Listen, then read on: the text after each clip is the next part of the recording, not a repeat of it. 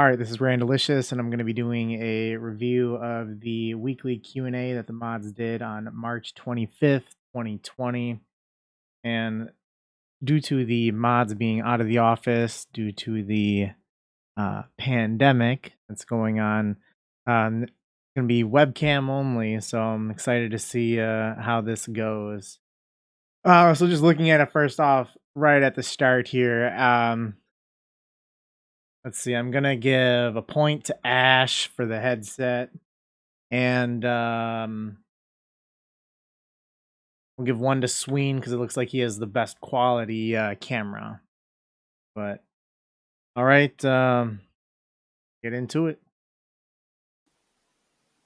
Hello, and welcome to the Old School RuneScape modcast. We're going to call it. So I'm your host, Mod Sween, but it's not quite the same usual Q&A format. So instead, what you're going to get is a lot of us talking over one another. Probably, I'm joined by Mod Ash,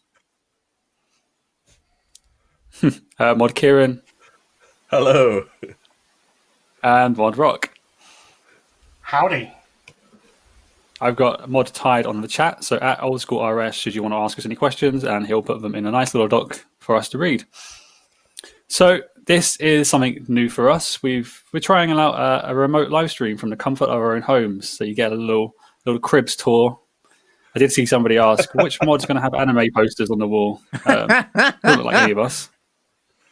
Rock's background is so blurry you can't tell. Yeah.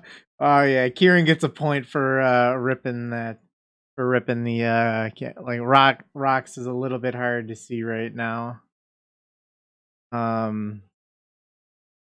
I mean, look at all these plain backgrounds. I'm curious to know what it is. Oh, I see Kieran's in a gaming chair right there. Is that? It looks like that might be a GT Omega chair. He's getting a point.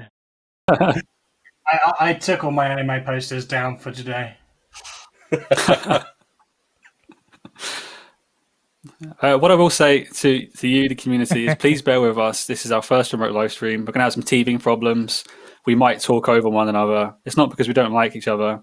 It's just because there's a bit of latency involved. It's the internet. So it's going to be pretty much what I'm getting out of that is that it's going to be poor quality, exactly like a Hexus podcast, is what I'm hearing him say there. Got it. So I'll run through some announcements as we usually do. So Jagex and COVID-19. At the beginning of last week, we published a statement, and that talked about how COVID-19 and the current world situation would affect Jagex and Old School. There have been a few developments since then, and we'll update you soon. But for now, !COVID to read the statement we published. The Gielinor Gazette. So a few weeks ago, and it seems like such a long time ago, everything that's happened. We published the March Gazette, and that featured some updates on projects like Clans, Group Iron Man, discussed ideation days, gives a bit of insight into our roadmap and how we build the roadmap, and it also features a prototype of, some introduction to a prototype of Soul Wars. So we're going to talk a lot about that on the Hexus podcast, by the way, which is going to be Saturday, 11 a.m. Eastern. It's going to be me, Dan, Abra, Sween, Manked, and Pure Spam. So we'll be discussing stuff like that. So I'll kind of save my comments on like the PvP stuff for the podcast. But let's continue. Gazette has to be sent a link to read that. And finally, announcement-wise, poll 70. So in the middle of March, we polled 39 questions. That's a lot to Yes, that's a fucking lot. That's going to be a podcast topic as well. Far too many. Cover. So I'm just going to say, head to the poll booths or open the poll history in the community tab in the account management menu to see what passed and what failed. And the content won't all come at once. Changes will be released gradually over the coming weeks. Some of those do come tomorrow. Would either Ash or Rock like to cover what's coming tomorrow? Sure. That's all right.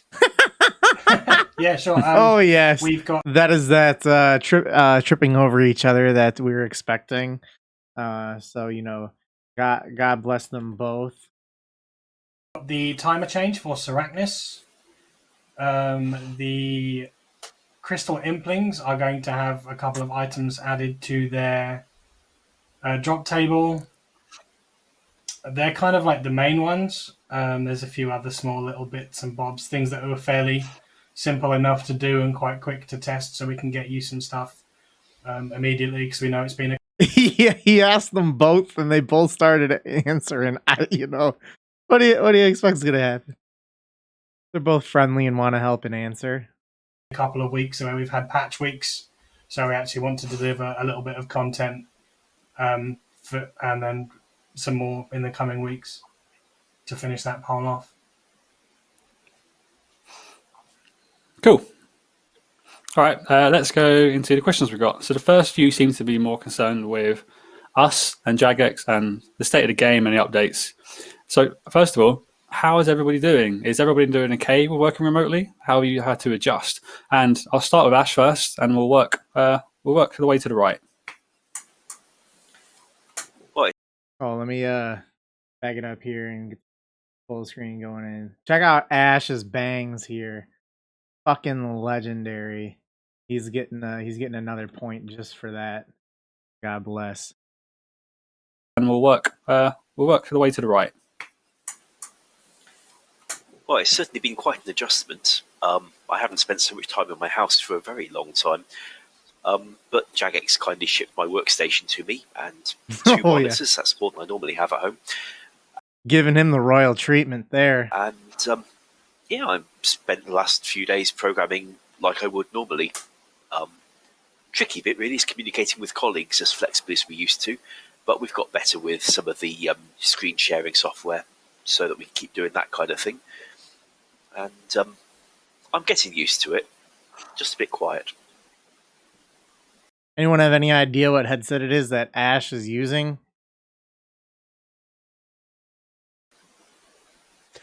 Yeah, it's a pretty new experience, isn't it? I mean, I think for me, the setup's pretty good. I've mostly just been able to use my home PC for the stuff that I've been doing, so I'm pretty comfortable. The most difficult thing for me is just that now my relaxing time is the same place as I work, and I don't have that separation. But hey, it's a new thing. I'm blessed to be in a position where I can still work, to be honest, given everything that's going on in the world. So yeah, it's going all right. We're still managing to get stuff done, and I think that's actually quite amazing, to be honest. So he's either got Logitech G230 or G430. Okay, let's see. Let me just look up quick. Oh shit! I just gave Sween 2 points on accident. Crap. I'll look it up later. Yeah, for me, it kind of echoes Kieran a little bit. My home desk has now been converted to share both my work and my home computer, so I do end up spending probably a bit more time in the same place than is naturally healthy. But yeah, last week, obviously, we got the update out, which is the first time we've had a remote update, which was kind of nerve-wracking on my end, being the one to press the button. I think there was a little problem with the update today. Got up about 3.5 hours early in order to prep the update, which when normally it would just be like an hour or so beforehand just to make sure everything was safe and sound. But yeah, working from home's fine. I guess the hardest bit is just the family members that you can't necessarily go and visit anymore. It's the same. Man, my fiance has been working at home for the last 2 weeks. She hates it. Because like we got her set up on like this really bad laptop that trying to do all of the office work on that, whereas like at work you had 3 monitors, nice setup, pretty good. So for me, I'm also working.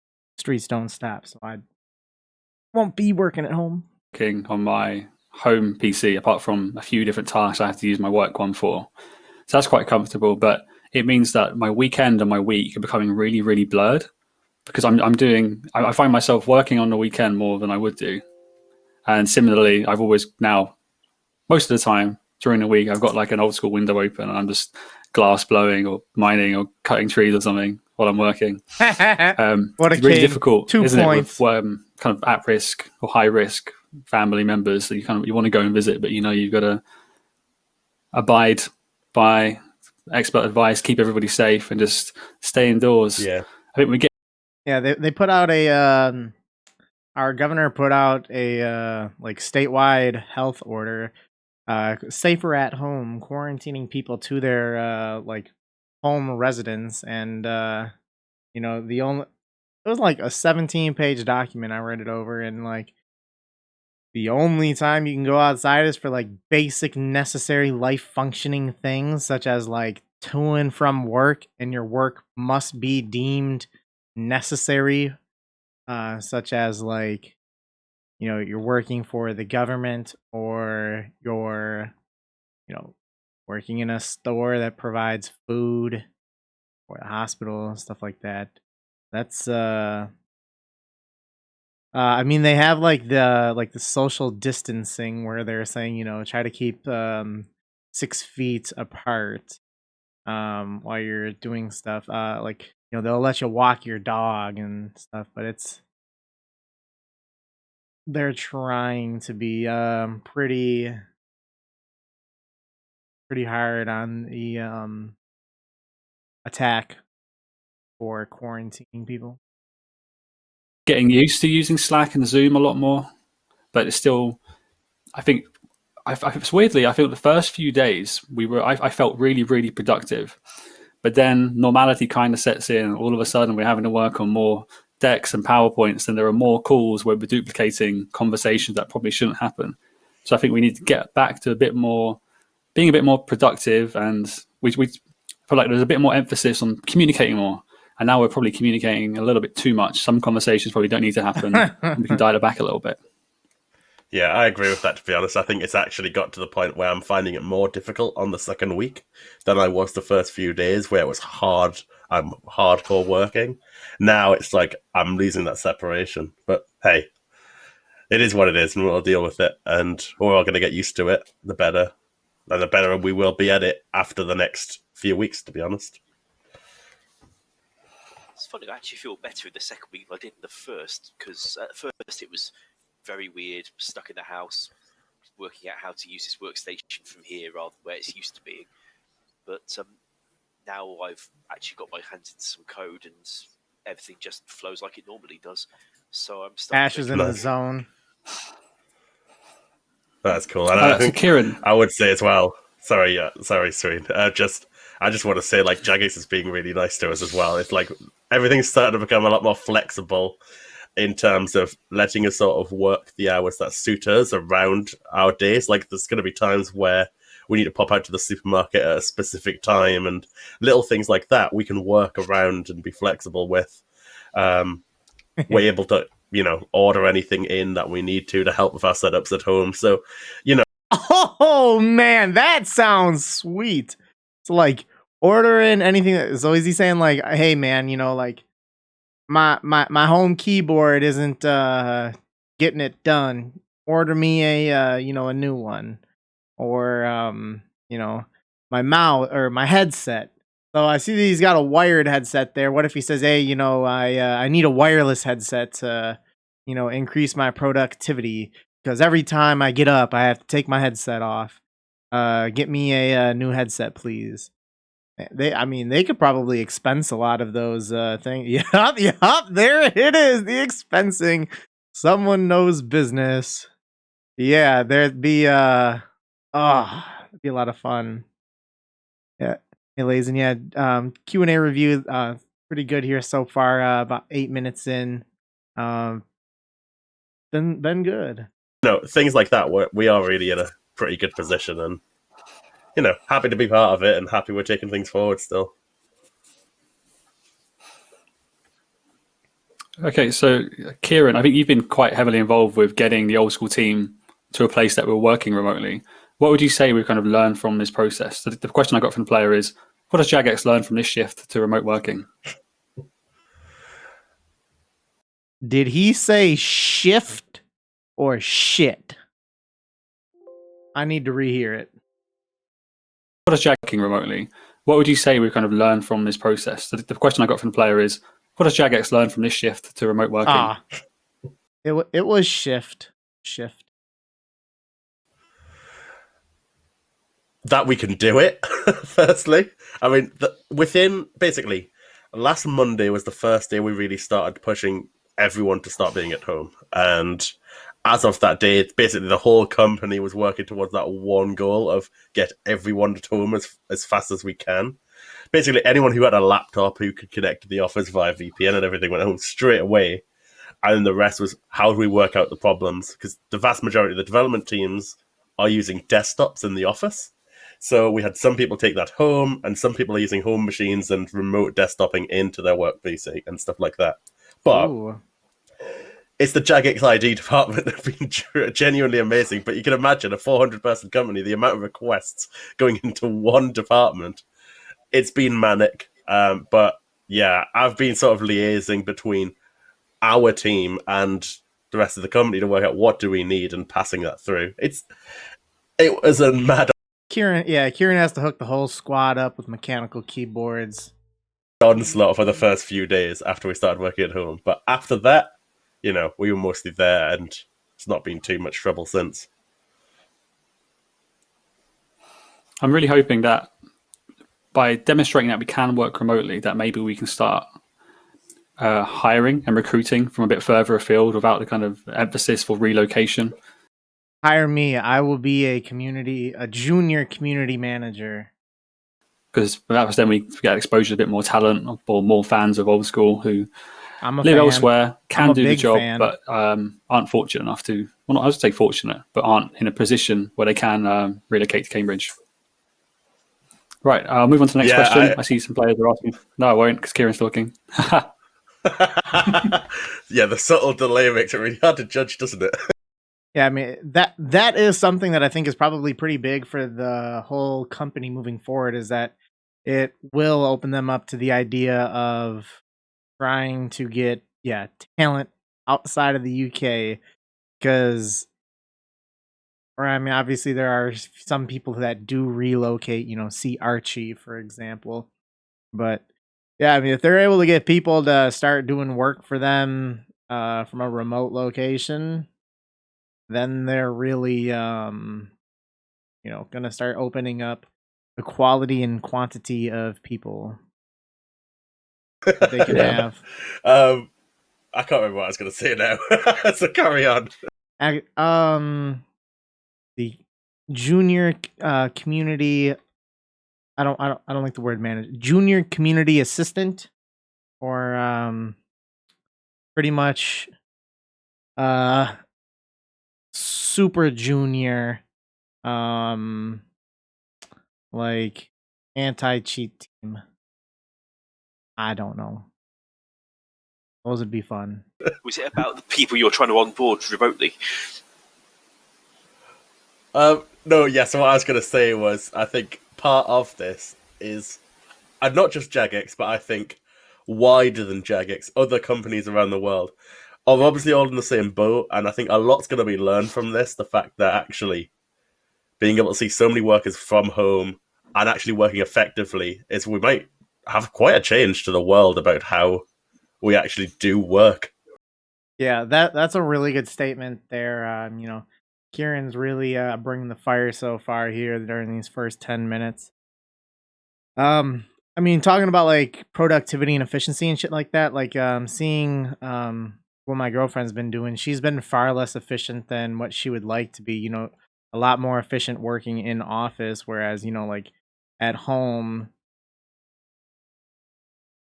there's a lot of pros and cons, but from the people I've talked to, it seems about like half the people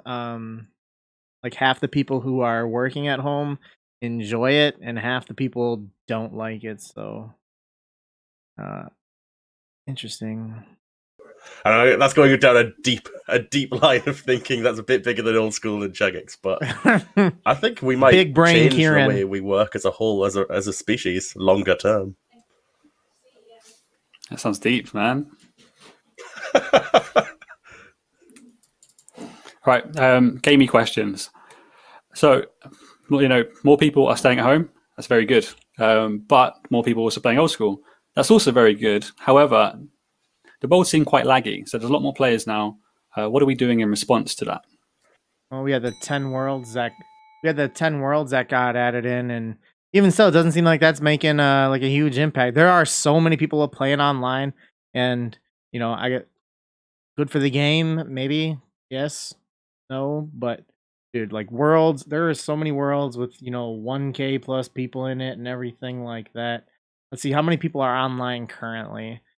Let's see, we're at a lot of 140,000. Fuck. There's I mean, I don't know if like how many people from like Europe have already gone to bed or whatnot. May have even been higher earlier today, but it's over 140,000 right now. That's nuts. Those 10 worlds ain't enough. Bump it up. Bump those numbers up. So coming with this week's update, I'm going to be bringing up a few more worlds. I know bringing up more worlds doesn't necessarily solve the lag problems, but it should spread the players out a little bit to I haven't had any help lag. try and alleviate some of that issue. So yeah, that's one thing that I can perhaps do to help out, but I don't have an infinite amount of worlds to be able to fire up and give to everyone immediately. In terms of optimizing other bits of code, that's right. What?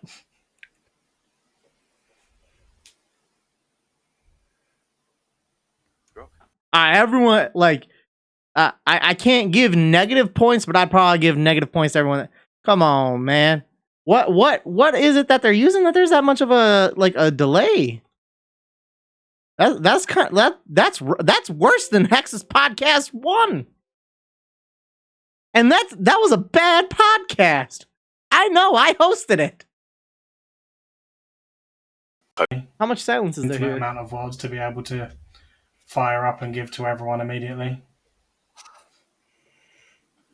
In terms of optimizing Okay, so here we go. So this starts at 12 minutes 13 seconds in right here, and they both Sween and Ash both tried talking. Of code. Okay, stop. 4 seconds. 5, 8, 9, 10. Okay, Ash, 11. Jeez. Okay, I guess he doesn't want to say. I think it's like another 5 or something. Anyway, regarding code optimization, this of course came to our attention a while back that things have been a bit laggy. So we started identifying bits of code that are especially expensive for the servers to run, especially when people are doing a lot of combat. Switching of items is a particular culprit because of all the checks that get done when you change equipment, just to see if it's one of these items or being done in this situation, and lots of side effects like that.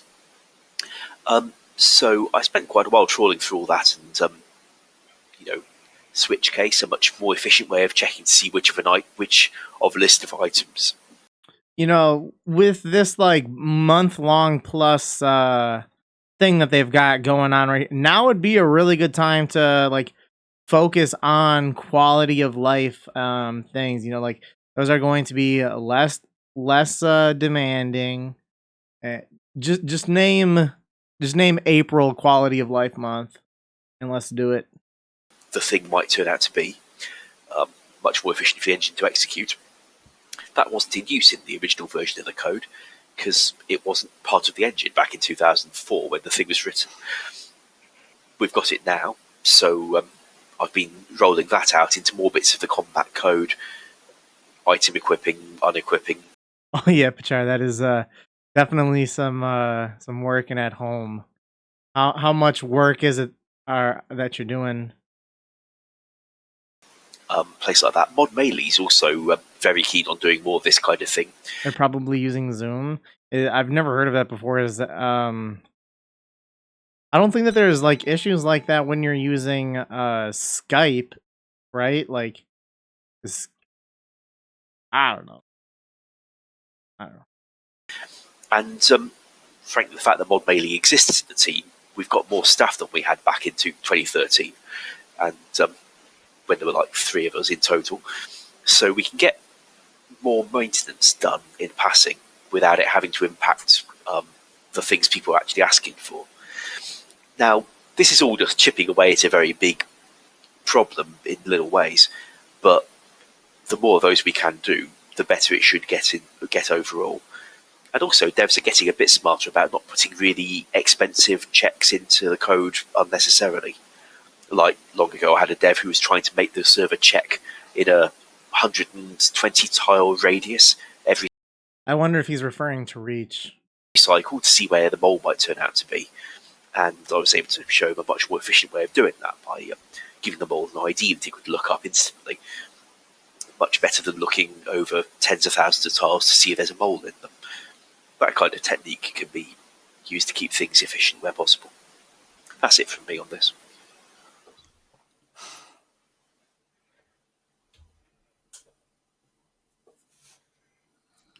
Okay. All right, they got to get this Zoom stuff out of here and move towards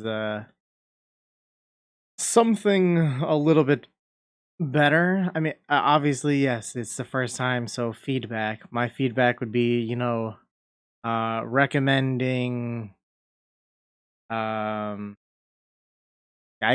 perhaps. I don't know, because we've had like a handful of Hex's podcasts that were done like on there, and we had like our face cams up, and there was not any issues like this.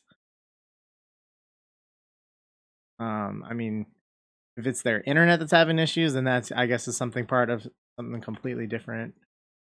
Or I don't know. Okay. All right. I just want to see if anyone wants to jump in. We'll leave it a few seconds. Maybe we say over or something at the end. Over.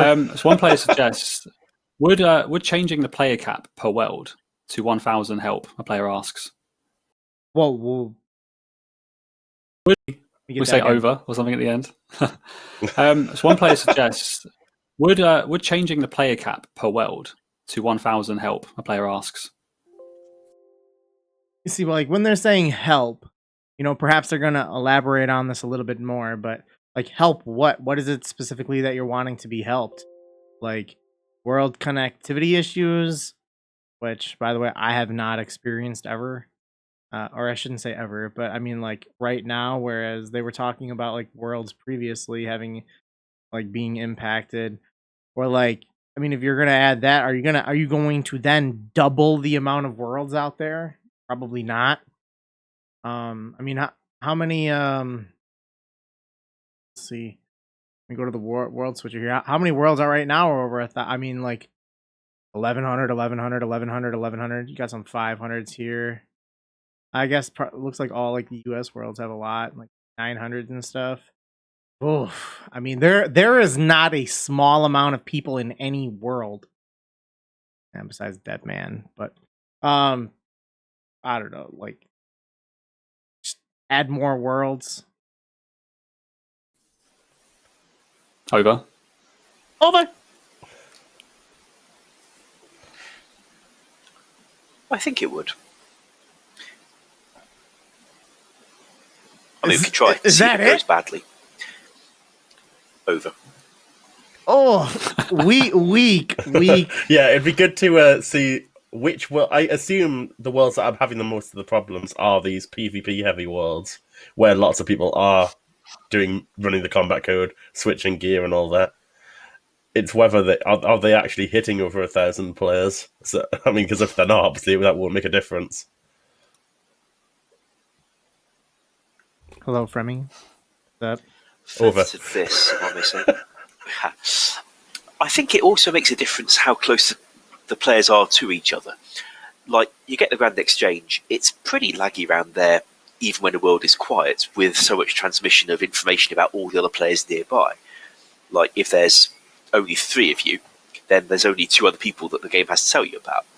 If there's 300 people, then each of those has to be told. Someone should sort out a better mic for Ash. Yeah, they should kind of like what Kieran was talking about before. They need to kind of expense it and kind of step it up, say like, hey, I need an upgrade in a microphone for to put out quality work for the company.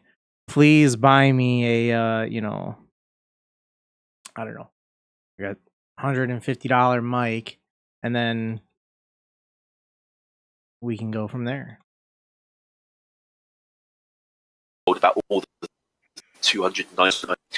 Whoa, A cap on the total is helpful. that's not me, is it? Or each of those has to be told about all the 299. A cap on the Yeah. total. That is not me having any issues. That is all on Ash. Like get him like a brand new router. One of those ones with like 6 antennas sticking out the back. Looks like a UFO almost. Yeah, man. Like they need to upgrade his internet as well. They need to hook Ash up, man. Is helpful and probably wouldn't be harmful to the laggy feeling, but it will still make a big difference whether the players are clumped together in one place or whether they're well spread over.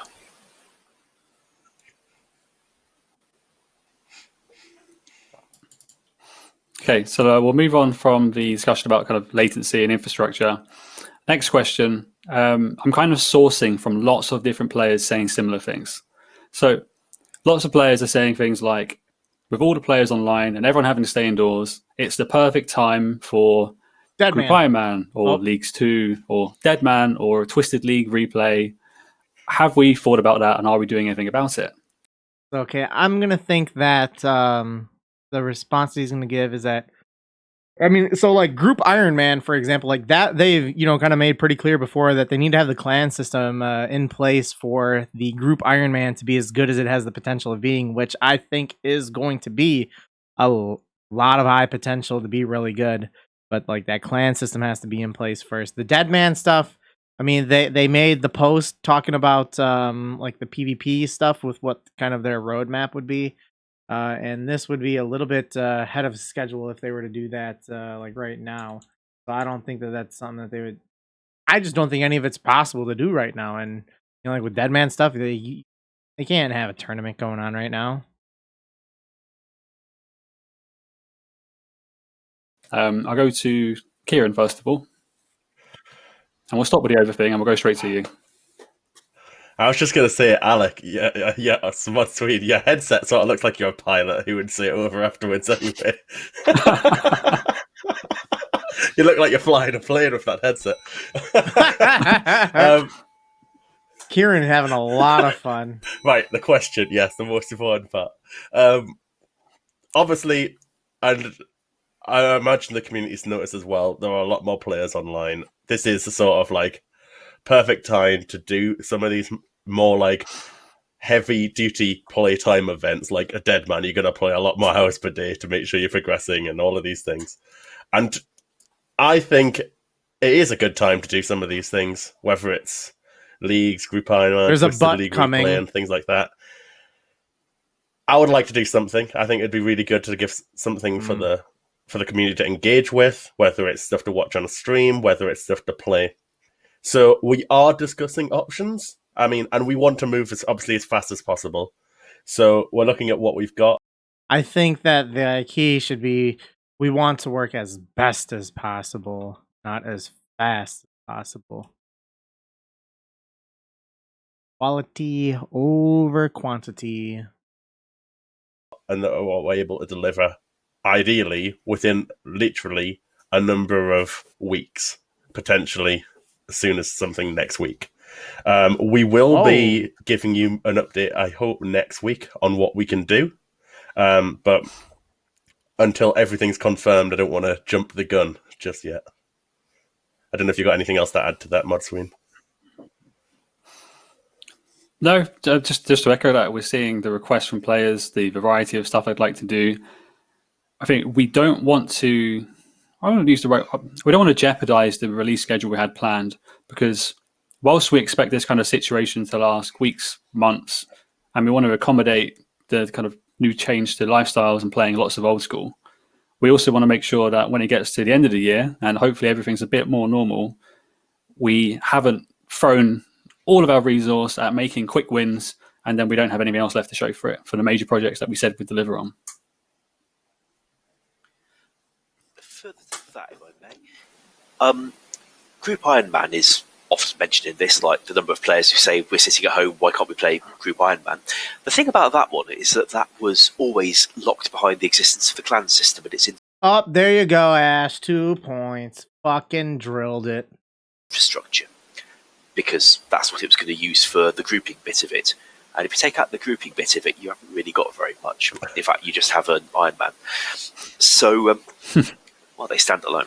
Anywho, so first we'd need that clan system's infrastructure to exist. Then we can try writing Group Iron Man on it. That is sadly months away, and always was. And the recent changes to how we're having to work hasn't exactly made it faster. So I'm afraid that one was not really on the table, and it's not what Kieran's about to announce next week. Over. So the next question is quite relevant. We did touch upon a little bit. So in the statement we published on Monday 16th, I believe, we said that we hope there wouldn't be any notable changes to the normal release schedule, keeping in mind the shift to remote working and working from home. Is this still the case, or have there been changes to things like Bounty Hunter, the Death Rework, or even Dark Maya and Hallowed Sepulchre? I would say that there should be some little bit of a slowdown. Isn't Proof better XP than Artie if you don't lose any ticks there, which I'm not good at. It's 2k more an hour if you're great. So, with everyone converting to work home, I mean, last week especially was quite disrupted, but we're still getting up to speed with it. While we're able to work, I think we are inevitably going to be slower, at least for a while. My expectation is things will change date. Now, as it happens, when it comes to things like Darkmire, we haven't told you a date anyway. So, in our heads, it's moved back from when we were originally looking at it, but nothing's really changed publicly, at least. But yeah, obviously dates are going to move, and things are being reprioritized, especially when we're talking about potentially doing something soon. That might change dates on different things as well. But yeah, I mean, we're doing our best, the best that we can, to limit any impact to what we actually release. May I? Regarding the death update in particular, I understand an email was sent out announcing that it was going to take place on the 19th of March. Now, it won't come as news to you that it didn't. So, one of the things that's affected us there is that quality assurance analysts in particular, we've lost access to quite a few of our human resources unexpectedly. And one thing that we can't reschedule really is Easter, because whatever we do, whatever Jagex does, and whatever coronavirus does, the darn thing has Easter Sunday on the 12th of April, whether we like it or not. So we've temporarily postponed death due to this situation. It's quite a remarkable thing to be able to say. And we hope to have it either late April, early May, that kind of time instead, when we've been able to work on it with the resources still available to us. Over.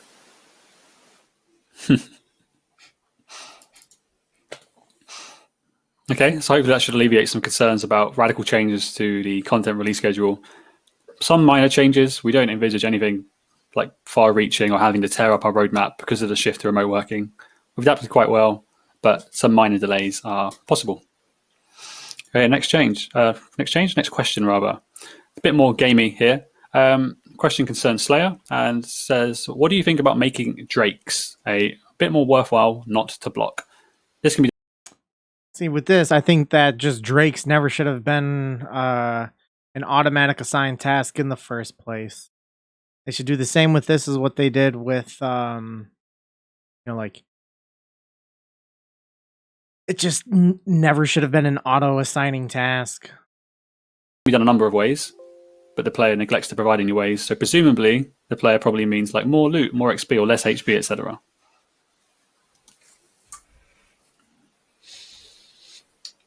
Yeah, I think there's a few Slayer NPCs that could probably get a little bit of love here and there. Like the Abhorrent Spectres are also pretty much useless because their weaker counterparts actually generally tend to have better drop tables.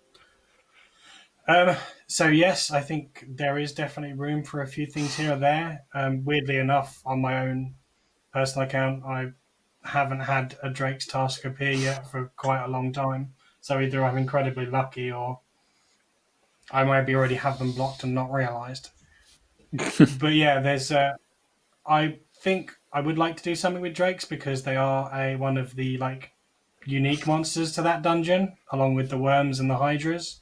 So it does seem a bit of a shame for them to be Worms also should not have been a task that you get assigned just out of nowhere. wasted.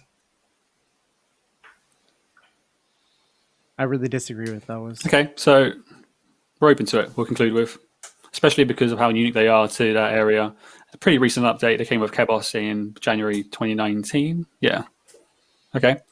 Next question. So the most recent edition of the Gielan Gazette mentioned that Soul Wars assets were retrieved via old 2012 files of the game. This statement has yet to be expanded upon by JMod, likely because we only published it like 10 days ago and then we had to shift working because of the coronavirus stuff. Are there any other RS2 activities that we could see added to the game using similar methods? And does that mean that 2012 servers are anywhere close to the realm of possibility? I'll just take the second part about the 2012 servers. That's a much bigger question than just having the RuneScript Oh yeah. code repository available to take things from. I don't know if, for example, the engine from that era is ready and available just to go. But there's a lot more infrastructure. I'd be very curious to see how popular a 2012 version would be. You know, if they were to release that on, then we're talking another version of RuneScape. So, like right now, we have 140,000 people playing across, I guess, all. I'd imagine maybe like 105,000 of those would be old school. Would be my guess. Let me actually go to the Scape.com. Pull what their numbers are. Oh shit! Hold on. You know, I, I always thought that I guess I was misremembering how it is that they display the players that are online. I thought that the old school number was the combination of both games combined. I was misremembering that. That's the so there's 140,000 playing old school. There's 37,000 playing RS3, and I mean, how many like? Certainly, there'd probably be more people that would play like 2012 over like RS3, but then like how much of your? I would say maybe like 80% of the people that would be playing on that would be people that are actively playing right now using just a bad estimate. So I would maybe say like 20% of the player base for it would be like people that aren't actively playing old school or RS3. It would financially be, I mean, the more players that they can get, the more money that they can get, the more membership, like financially worth it for them to look into the idea of it.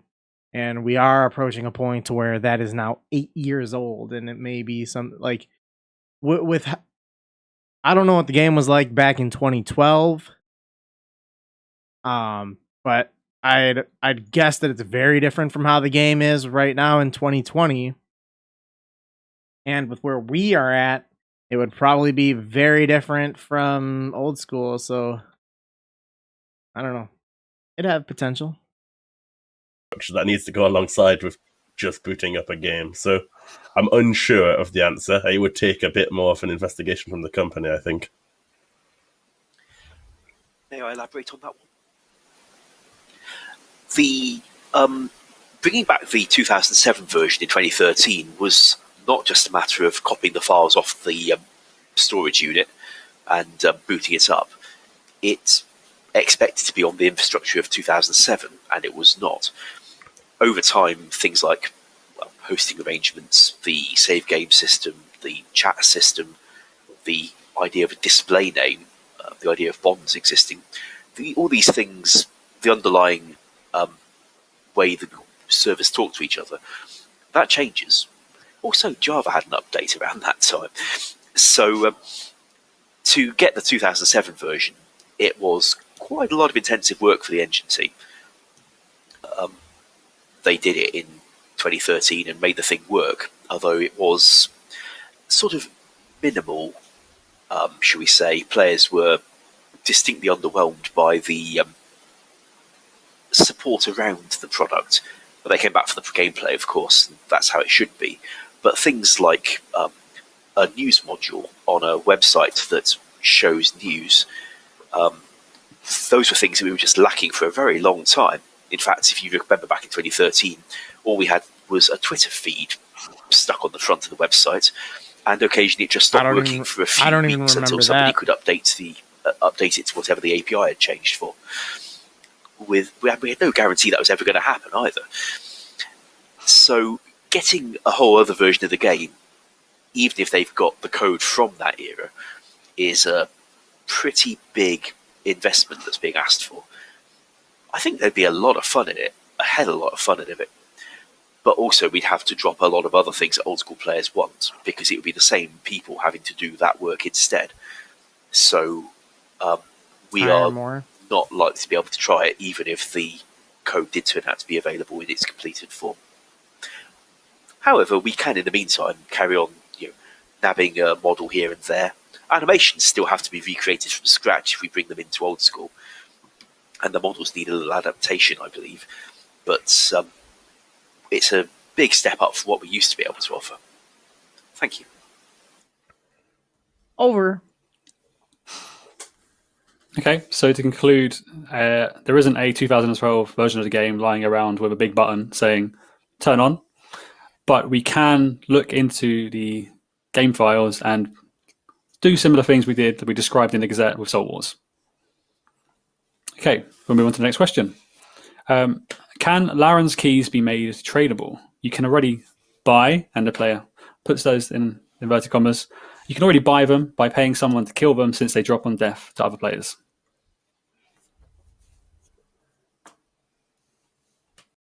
Seems like this would be a question that would be a little bit better if it was, like asked on Twitter and then answered on Twitter and then put onto a poll, rather than being a topic. Over. I'm going to guess whoever is going to talk is going to say, well, yeah, I guess, why not? If there's already a way of getting it, this just makes it a little bit more convenient. Something along those lines. Going to be Kieran. It doesn't strike me as something that would really be warranted. Even though you can... See, Rock's thinking. That's what I like. Can PK other people for them. That's more of a benefit for the PKs to actually get items from people that are doing the Wilderness Slayer. I mean, if we were to make them tradable, I'd probably have them at like a massively penalized drop table from the chest. So it would almost be pointless to do it in the first place. Okay. So, I mean, that's what we've got for that question. I'll move on to the next one. Nilmar in the chat asks, and this is in relation to the question earlier about drakes and worms. Could we get noted bones for things like drakes and worms on task, maybe a Slayer unlock in the shop? Or we've kind of hid that thing behind achievement diary unlocks. Not a bad suggestion, but I suppose they'd be okay more so kind of like going with what has been before, and that like that would come with a Zaya diary that we're waiting on. Yeah, I mean, I've got nothing wrong with that. Kind of thing?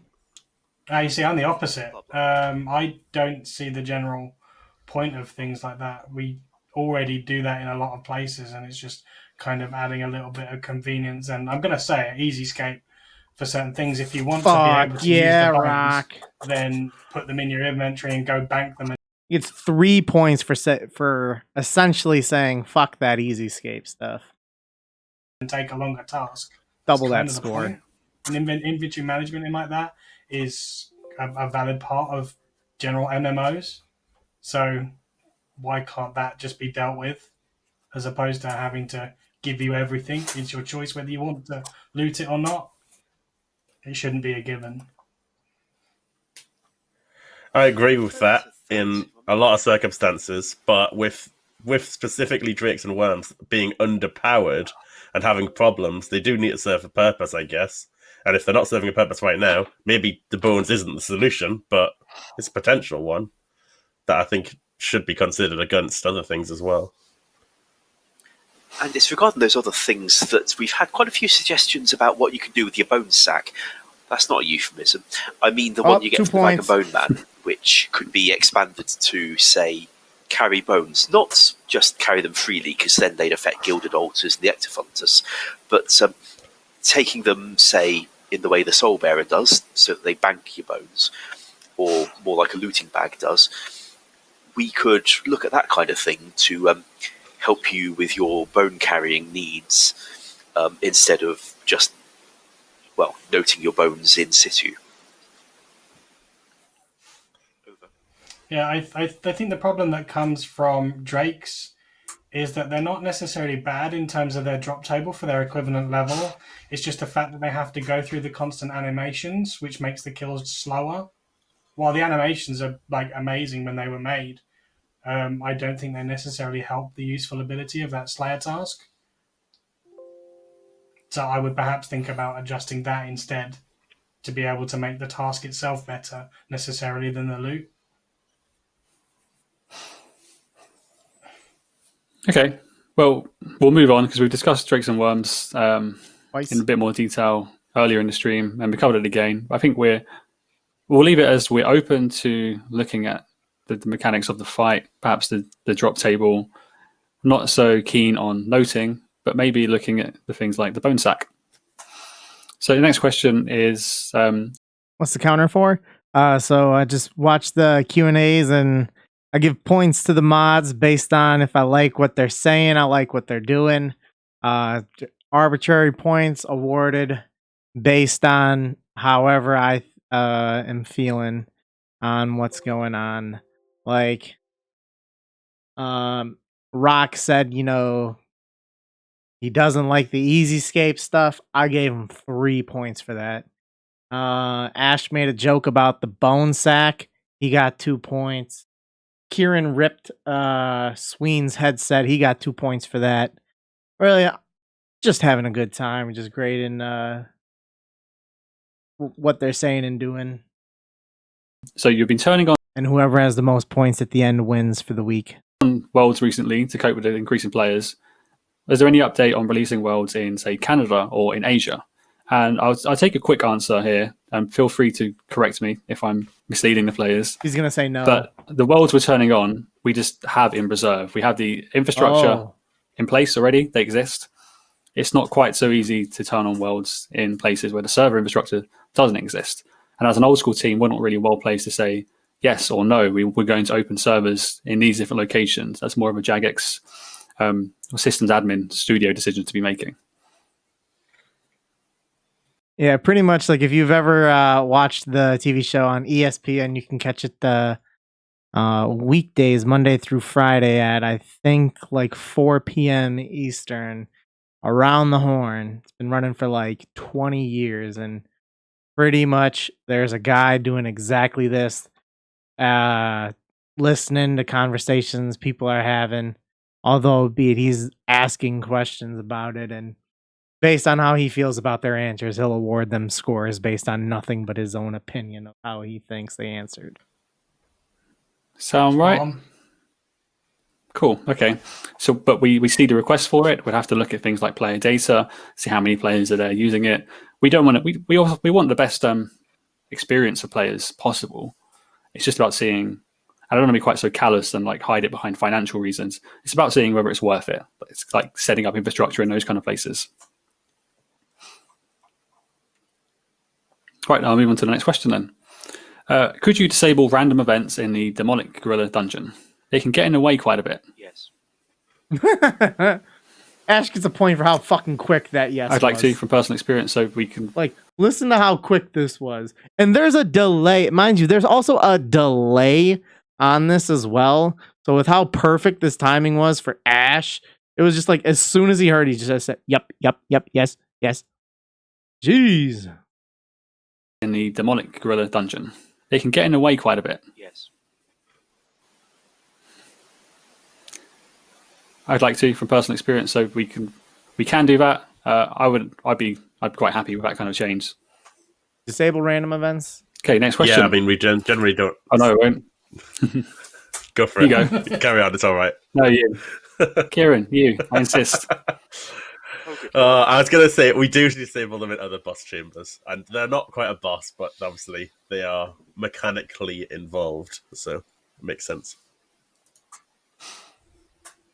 Okay. Next question. If you redesign the wilderness bosses, like you said you would in the Gazette, could you give them low enough defense and avoidable attacks, like the Hydra, to make it feasible to bring anti-PK gear? I think that's a good question.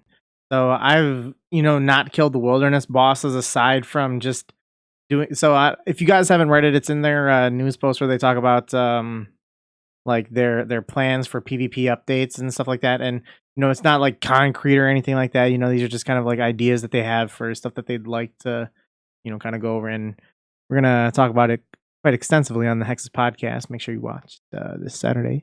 And with that, I think that there's going to be, So okay, going back to it though, I've only killed the wilderness bosses just to get the diary done, and that's the only time that I've killed them. And I understand that like the mechanics for it are rough as well. They're not, you have to safe spot pretty much everything. And I hadn't when I initially read the proposed suggestion of like redesigning the wilderness bosses, I couldn't at all think about like how it is that they'd be able to redesign it, and I said that they should probably just not touch it at all. But whoever it is that asked this kind of brings up a good point for, and I mean that would have to be a lot of like mechanical redesigns for it to get it to be like that. But that I think would be a good idea. I think the main key. The main key would just be trying to keep the kills per hour to be the same.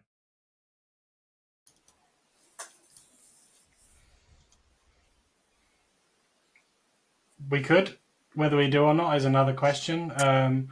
I believe. I don't think that they will. Mod Oasis was perhaps having a look at designs. Well, before he got assigned Easter, that was trying to put some things together. But I think the reason why some of the attacks fire off like they do is because the person that originally coded it didn't code them. That would be Reach. To run in sequence, but there's the possibility of them all running at the same time, which is amazing development from that perspective. Oh shit! And now Ash is smirking too after hearing that. Look at fucking Ash is like, oh yeah, fucking lay it into him. That's fantastic. I'm loving this. A possibility is because the person that originally coded it didn't code them to run in sequence, but there's the possibility of them all running at the same time, which is amazing development from that perspective. That is, dude. Rock has done a phenomenal job at ripping people during this, like in an extremely polite way. Like when he called like ripping the Easyscape stuff, that was fantastic. This right here, a very professional beatdown in coding. And then Ash smirks as soon as he hears that. Rock is correct about All that. right, point for Ash there, backing him up. Okay, we'll move on to the next question. I'll take some more questions from the chat, so bear with me 1 second. Thank you for Mod Tide as well for collating those. Zerstrin asked, could you look into changing the appearance of the range and melee soul at Cerberus? I'm slightly colorblind and I really can't tell them apart. So my question is that, presumably it's post appearance change we made, because we made changes to the appearance of the souls to reflect the weapons they're wielding and the attack style they do. So do they still need more changes made? We've changed them twice, I believe. Hmm. Once to make them a little bit more colourful, and then the big redesign last time. I think because there's quite a few different types of colour blindness, you're never necessarily going to get everyone unless you literally make it so they are massively different in terms of model.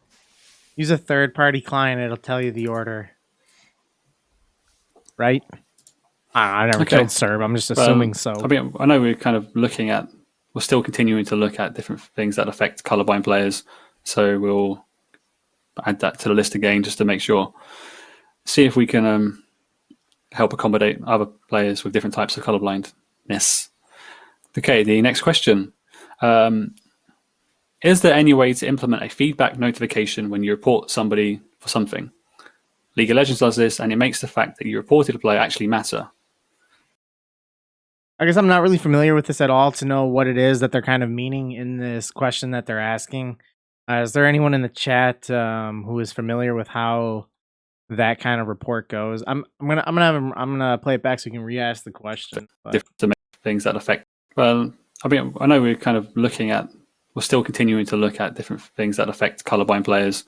So you get a notification for when someone gets banned based off your. Okay. All right. In games, even give you a reward.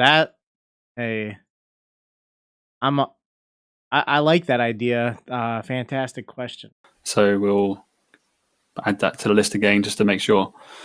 See if we can help accommodate other players with different types of colorblindness. I would report people so much more often with one thing that I really don't like is when you report someone say this guy right here. Is that it automatically tries to add player to ignore list. I don't want that auto filled in to add to ignore list. If that wasn't on, I'd report people more.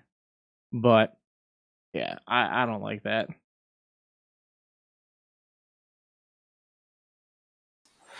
Okay, the next question. Okay, so the reason that they've given in the past is they don't want a feedback loop that the botters would be able to know. Okay, I guess that's a really good thing to point, and unsure if that would be something that they'd be able to take advantage of, but just making sure that people aren't getting resources to that is a smart idea. There's two really good ways of looking at it on both sides here. But I understand the safety side of it. Is there any way to implement a feedback notification when you report somebody for something? League of Legends does this, and it makes the fact that you reported a player actually matter. Currently, we see no reason to use the in-game report system or even reach out via Twitter, since we more often than not see those individuals or bots still roam the game, or at least it appears that way. I just think it's a good way in which he asked the question. A lot of good info on this. For what it's worth on that one, I did work in the support team back in the days when they did send responses when you reported somebody and it was acted on. Really? And what we were getting in those days was that we'd get a report, we'd act on it, player got banned, but the way they were going through the queues was not necessarily the order that the reports were sent. Since things would tend to be categorized, prioritized, etc. Encouraging rule breaking was perhaps considered to be less urgent than password scanning.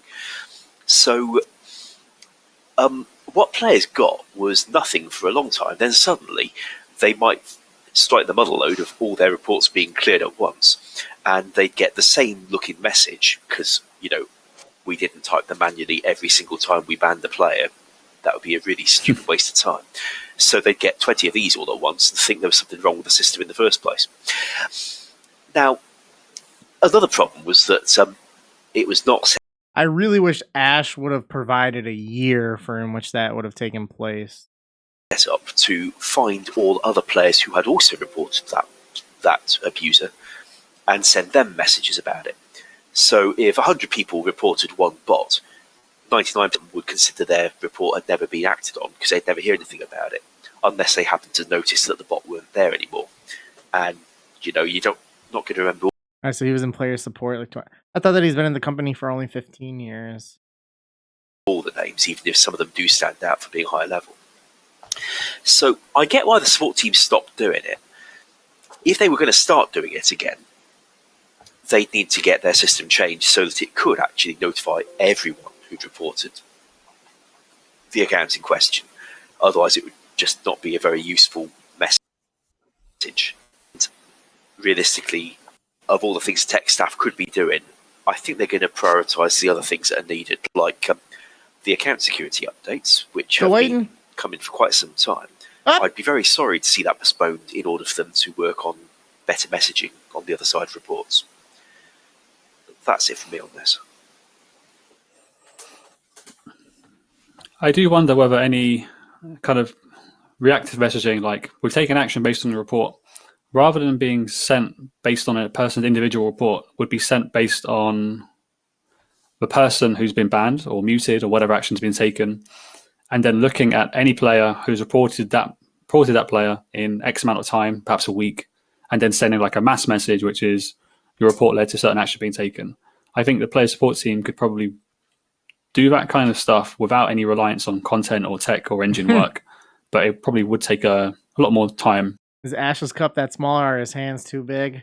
Let me let's go full screen here and I'll back it up. Any reliance taken time, and any on coming to messaging on the All right, I do see what you're saying there. Like, does look like he has some massive bear paws. like in an action being taken. I think the player support team could probably do that kind of stuff without any reliance on content or tech or engine work, but it probably would take a lot more time. So it's whether or not it's worth it. If I may clarify again, that was roughly what I described, or it was meant to be, where everyone who had reported it should be notified, even if their report wasn't the one that led to the ban happening. However, to do that, yes, they are going to need some tech work done, I'm afraid, since that is not what the system was currently designed to do. Therefore, they would need to rely on the same staff who are needed for these more pressing things. I hate to say no to this one, since it's obviously nicer to get feedback than not to get feedback. But I also know why they might need to deprioritise it under other stuff. Sorry. Sure, okay. Okay, over to the chat for some more questions. Roadshow asks, could anything be done about all of the AFKers at Castle Wars? It really stinks when you get on a team and half a team's AFKing. Simple solution, activity timers, similar to how they have at pest control. If anyone gives that answer, I'm giving them 3 points. Perhaps an activity meter, akin to pest control, to dictate whether or not you get Castle Wars tickets. How would you determine that activity counter? By placing barricades, destroying barricades, attacking other people? Because then you'll just see them box. Also, a point for That's Rock. a good point. Perhaps we could look to some of the that Castle Wars players to help guide us should we want to pursue that kind of course of action. But to the player's perspective, I guess it would be very frustrating to be one of few players on your team actually trying to play the game and complete the objective. It's difficult. I think we added one for pest control. That was like probably a couple of years now, but pest control's pretty clear in the things you can do to help. Castle Wars is much more complicated. I mean, I know we mentioned Soul Wars obviously in the context of the Gazette and everything, and Soul Wars has an activity meter, and the one there was open to abuse by boxing, right? In the same way, you could just box somebody on the opposing team and agree to just sit and do that. So if there's a solution for it, obviously I think it would be a very sensible thing to add, but I'm not sure on exactly the best way to handle it, unless you've got any thoughts, Ash. No, I don't think it's going to be very reliable to detect that the player is trying hard. It's a bit like, well, the game is not going to be able to analyse effectively whether what you're doing is an appropriate action at that time. Are you fighting somebody when instead you should be chasing after somebody who's about 20 tiles away with a flag? Well, maybe, but I don't think the game's going to be able to make an automated timer out of it. So I'm not optimistic about this one at all. Naturally, if there's something that we can implement that will be effective, then we can try and spend the time on it, sure. But if it would most likely be as ineffective as the one in Soul Wars, where people just, well, boxed each other or did token damage every now and then maybe wouldn't have gained very much.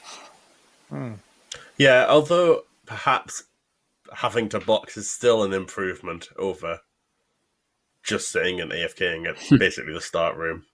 At least if you got to go and box someone, you got to go and meet up with someone, probably in more dangerous spot in Castle Wars. So perhaps there is still something to be gained, even if it's not a perfect solution. Okay, thank you. We'll take the move on to the next question. I'll carry on taking some more questions from the chat. Trollder Seth, apologies if I butchered your name. Why don't we get a revamp of pest control? It hasn't been updated for a long time. I would say to that, in my opinion, because I think pest control is the perfect as it is. The activity timer, the boats, separating you based on like combat levels, giving the points that you get, the rewards that you get from it, and then also with like, it's not like the portals are always going to be the same open portals every single time.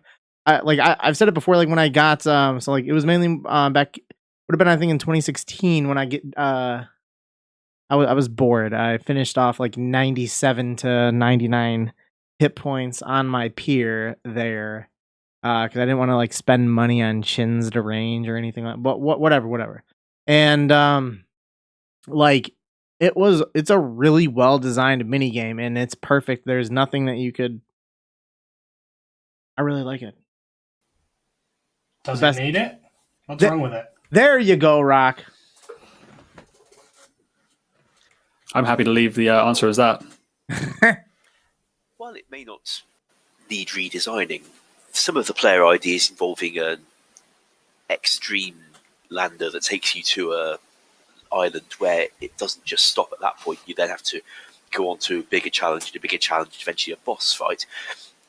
Those sounded quite intriguing, and I would love to see that kind of thing one day. Super especially extreme as we are pest very control. unlikely to ever recreate our S3's quest to the penance. Man, they really need to upgrade Ash's internet. That like when Kieran was talking before about how like he is the liaison between the team and Jagex for getting equipment and stuff that they need.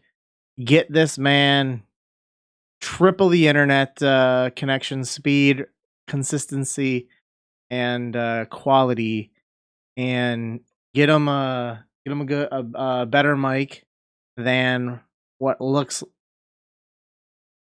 like could be one that could like just the expense all of that, hook up your employees with top of the line stuff. The Void Queen or whatever it was.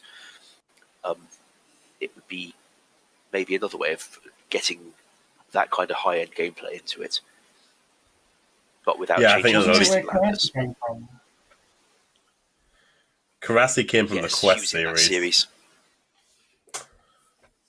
Yeah, I think there's a place for an elite lander that could do something different to what the core minigame already does, but I don't see what you'd change in the core minigame, and I don't think there's any reason to change it. Someone yell out that it's perfect. So presumably the new, more difficult, engaging type would just offer faster, like more zeal, a faster way. That would have been a way, obviously I know that the elite stuff has been in game for a couple years now, but that would have been a way to introduce the, like the elite void that we have would have been through a possible pest control expansion rather than just more points. Way of players earning the rewards that already exist rather than creating new bespoke rewards. It could give new zeal to a new shop that had different rewards in it. I have no idea if people want to see the void deflector that was added back in the day as What's well, that? which lets you change out one of your void slots. But All right, so Kieran also gets a point for immediately explaining what it is that it is and what it does. And yeah, you could potentially look at new rewards, whatever people wanted to see, if anything.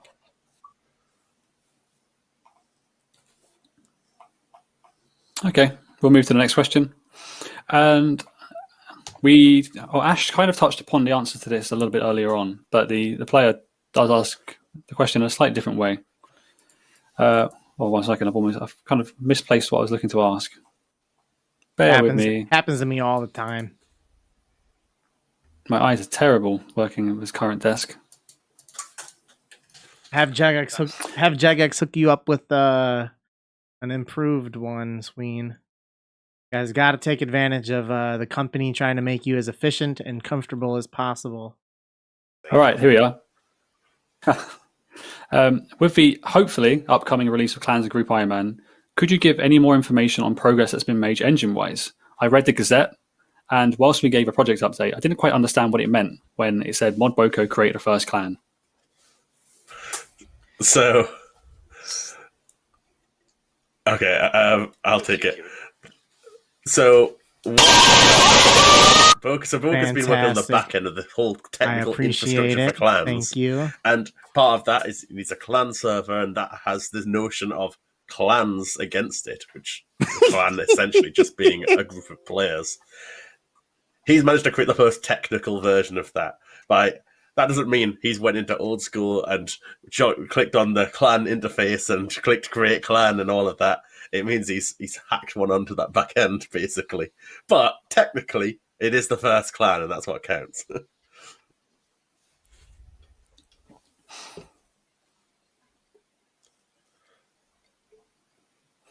Okay, so that's what we mean by the first clan being created. And the player does then go on to ask, has any content work progressed? Oh, man. So far. Hey, I only clicked on it because his Twitch account is 5 fucking So years Group Iron Man will old. follow clans. I didn't think it was going to be a Perhaps troll. I should elaborate a bit more on that one. So, in addition to him having created the database that the clans will be in and put some data in it, as announced in the Gazette, he would need to also create all the commands in our language that would allow us as developers to reach out to the clan database and I would love to play the Trump soundbite where he's up on the podium and he says trolling. We do a little bit of trolling. Someone find that clip. send it new data, fetch data from it, things like that. I expect he may be some time on that part of the work because there's a lot of things that need to be able to get fetched and sent back. And only when that kind of thing is all done would we be able to start writing content inside the game that would look up the database and try to edit the database. When we've got that, I need a soundboard. Yeah, get feel free. There's a link in my profile where you can support the stream. Support right now, and I'll put it towards an Elgato Stream Deck. What are the numbers below? That's me just grading how I've liked what they've said, based on nothing but my own opinion. Just if they make a funny joke, if they answer a question really well, and I just score them like that. of course, we could then start building menus that would let a player edit the database and read the database. But that's quite a long way down the line by the look of it. And I'm also aware that since the Gazette was published, he's had to spend a bit of time reconfiguring systems so that we can actually connect to the office at all from outside and use our test worlds from out here. So that has slightly got in the way. Excellent. Thank you very much for that clarity. All right, the next question. So with all the talk about new worlds adding to accommodate the influx of players, could this be an opportunity to see a max total level world added anytime soon? Yes, bring it. I've always wanted to get one in before we do a new skill, so that there's a race to get to be the only one in the world. Do it. I think it's all right to do one. I mean, I don't really Thank have you. any precious view on either way, but There's if it's something the 10,000. players want to see, fair enough. But I do think it could lead to a bit of an ego mentality of like, I've got access to this world and you don't. Well, the same thing could be said about 2K Worlds when they initially came out, and then the 2.2K Worlds when they came out. I mean, the people that need their ego stroked the most would be the ones that can access those worlds. And not sure that it creates a good culture, but outside of that, as long as people are happy with that, whatever, really. While I'd be happy to see one, maybe two, I would not recommend having one in each hosting facility, because as we have a finite number of game worlds available to us at the moment, and a suddenly larger number of players, this maybe isn't the time to dedicate 5 worlds to just that. But 1, maybe 2 is more reasonable. I think Okay, one's Kieran, fine. to your point of the creating like the level of egoism, do you not think that already exists with the 2.2K worlds, 2K worlds? Swain coming in. To a degree, yeah. I just think this would Moving him to exacerbate second. it more, just being such a prime unlock. 2,200 is still quite high, but obviously. See, like there's not much of a difference between 2.2K and 2277. Give it. Come on. There's 10,000 people that are maxed. It's achievable to a lot more players. It doesn't necessitate 99 rune crafting, right? But you see it with a lot of achievements in little ways. And it's not to say it's a bad thing. Friendly competition and good banter is a perfectly helpful thing to have. Whether it's you've got the infernal cape and you're mocking this person because they've only got the bean cape, the fire cape, or He gets or a whatever. point for calling it the everything bean gets the cape. little things attached to it. It's whether it becomes a source of negativity, basically. Okay, yeah. Half measure we could try regarding this would be to take the 2200 worlds and make them 2250 worlds. No. After all, the pattern for all the other worlds in the sequence is 250. That's the gap between them. And we went a bit lower for the 2200 worlds. We didn't have to, and we could raise those. It's not the same as the Max Cape, where the elite players could be elite at each other and, I don't know, call each other brethren or whatever it is they wish to do when there's no one else around. Doing a little bit of I can't say it on stream. But it would at least give a more restricted community. Kieran's while thinking also about it though. Putting the pattern. Kieran is thinking about it. Look at I'll back it up a little bit. Look at Kieran's laughing about it. Max Cape, where the elite players could be elite at each other and, I don't know, He's thinking about what you're thinking call about. each other brethren or whatever it is they wish to do when there's no one else around. But it would at least give a more restricted community while also putting the pattern back.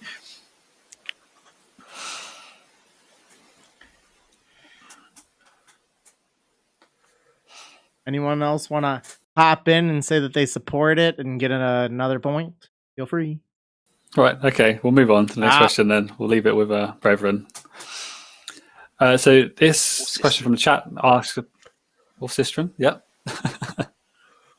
So this question from the chat asks about one of the updates from Poll 17, whether or not it's coming tomorrow, and that is the Inquisitor set effect. Will that be with tomorrow or coming in future? Future, I believe.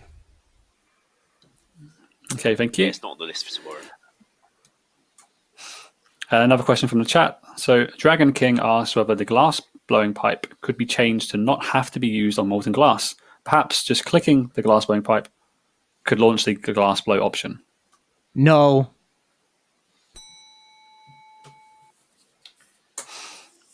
So we're removing a click from the process of glass blowing. Like a chisel doesn't do that when you have gems in your inventory. Rock killing it. Similarly, the tinderbox doesn't do that. You have to use that on an object. Perhaps it's because Yeah, there it's- aren't I that think- many items on which you'd want to use your big pipe. Shall we answer this with, we don't see the need to do that. It's a bit too easy scape. And we'll move on. Easy.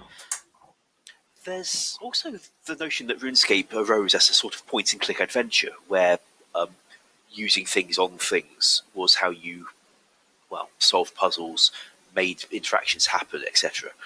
Now, while I understand the desire these days for one less click makes everyone's lives more convenient, I do slightly miss the interacting of items being a core part of how the game works. Might be The just worst me, bit though. is that glass making is like one click every 30 seconds. Yep. If you're doing full invents and training it that way, is one click every Very 30 AFK. seconds really gonna break the bank in terms of wearing your mouse out quicker or something? I like that Rock came back at that, and again is like he's done a really good job of like ripping questions or ripping people in a very professional way, and I'm loving it.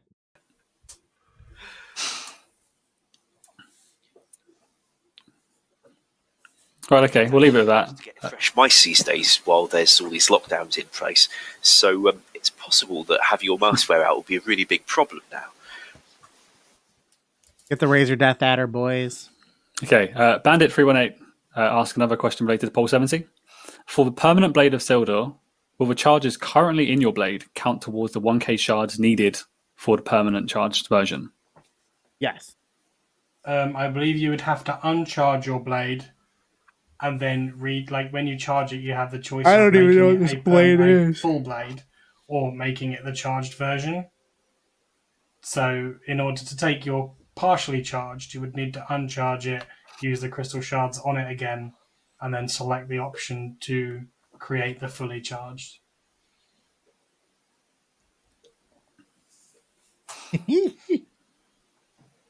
Okay, thank you for answering. Kind of coming towards the end of the stream, shall we run through announcements again? Is there anything anyone would like to share before we wrap up? Oops. I would I'll ask take that the as- other, Well, there it I'd is. ask Yeah, the Rock. other people in the panel what they're trying to do with their spare time after working, because with the likes of me and Kieran, where our work desk is kind of where we chill out after work, if there's anything we can kind of share that we do that helps the players relax a little bit, I don't know. Drink water. And make sure you're stretching. A lot of good healthy gamer routines. Just an increase in that. I'm just, I'm playing other games to normal. Like I'm mixing up what I do in my spare time. I'm playing Like more what? from my bed. Like I only have this. I only have my room here, so my bed's literally just to the other side. And sometimes I'm just using my TV there and playing console games instead of being on my PC just to mix it up. But I'm making a lot. Oh, I want to give him a negative. I'd like to give him a negative point for talking about like going console over PC. But with how this works, I can't give him negative points. So I'm just gonna give everyone 1 point besides him. A lot of effort to just socialize and be on Discord with people, on video calls and stuff like that. Just so you get that little bit of face-to-face interaction in your life that you just don't have. Whether it's all jumping on, having a beer together, whether it's Cracking playing a a game together, cold whether I'm one jumping on open with the Minecraft or something, boys. it's all of that stuff. And of course, I'm playing Plenty of Old School still. So So I just made the chat go wild by showing what I'm doing. I wasn't looking. What was it? I'm replaying Pokemon Yellow. Ah, okay. I bought it a short and while ago, wash it, so I've got and washing my He hands gets a point for plenty. that. This is what you need. Yes, do Oh, that. yeah. Make sure you're washing. This. I'm playing a lot of old school. Fuck yeah, 2 points. I've taken to, like Kieran said, about how socializing is really important. So I've taken to playing quite a bit of Tabletop Simulator with a few people from Jagex. I had like a beer and board games night on Saturday. That was really helpful, actually, to kind of help distinguish between working week and weekend. Other than that, my partner and I have been playing quite a few board games in the evening, like playing a bit of Battleships and Boggle last night while watching Netflix. Disney Plus just released in the UK as well. So make sure you watch the Mandalorian. If he says Mandalorian, he's gonna win the week no matter what. I've been watching the Clone Wars again before moving on to Mandalorian. He done did it! When you play Battleships, Sween, do you make sure all your ships are not on the outside, or do you touch the outside of the grid? I don't touch the outside. I've kind of been refining like my hunting method as well. Mandalorian is so fucking good. Though, won't they know?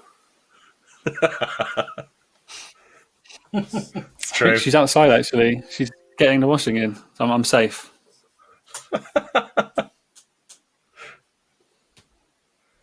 What a time to be alive. Right, shall we wrap up? Yes. I think so. All right. Okay, we'll wrap up. Thank you very, very much for joining us for the live stream. I think it's been quite successful. It's been a lot of fun. I had a lot of fun. We've had some technical issues to overcome, particularly learning when to talk. I quite like the using over, but let's not make that a habit, and we'll just get better at that naturally. Over. Let's talk about announcements. I'll run through what I did at the start. So in terms of how Jagex is affected by COVID-19.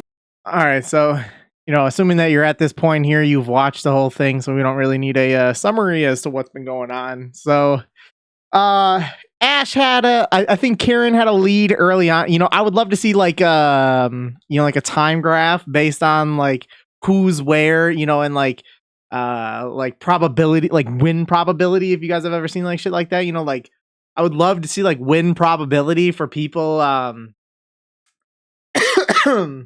Because like Kieran, I know had like a 5-point lead like early on. Then Ash had a strong lead. As long as you're close enough at the end, and Sween's just fucking nailing it with the Mandalorian there. Hey, Sween is the J mod of the week. Great job hosting. A couple questions on there that probably would have been better served being something that would have been just quick one-liner on Twitter. But The Mandalorian is fantastic. Clone Wars, the new season. I don't know if you guys have watched it yet. I haven't, but I mean, I watched like the whole like Clone Wars, like in the initial run, but got to go back and watch that or start watching the new season. But that's gonna do it for the Q&A. I'm still gonna keep streaming, but that's gonna do it for the reviewing the Q&A. And Sween is the J mod of the week.